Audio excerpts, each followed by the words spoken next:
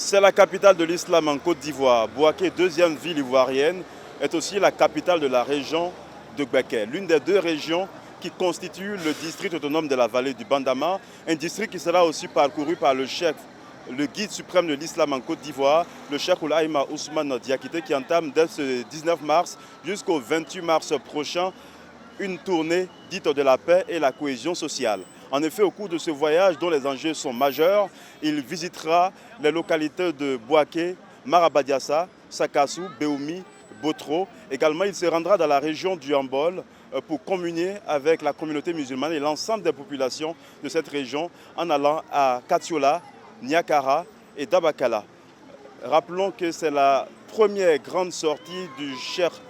Ousmane Diakité en tant que guide suprême de la communauté musulmane nationale. Et le dernier voyage de ce genre pour le COSIM, c'était dans la région des montagnes, il y a seulement 2 ans. C'était avec son prédécesseur, le Cheikh Oulaïma Bouakari Fofana, qui lui avait été rappelé à Allah, Tabaraka wa Ta'ala, au cours du mois béni de Ramadan, 5 mois après ce voyage dans l'ouest montagneux pour prêcher la paix. Alors que la Côte d'Ivoire entamait un virage non moins important, s'agissant donc des élections présidentielles. Et quand on sait que régulièrement les élections en Côte d'Ivoire connaissent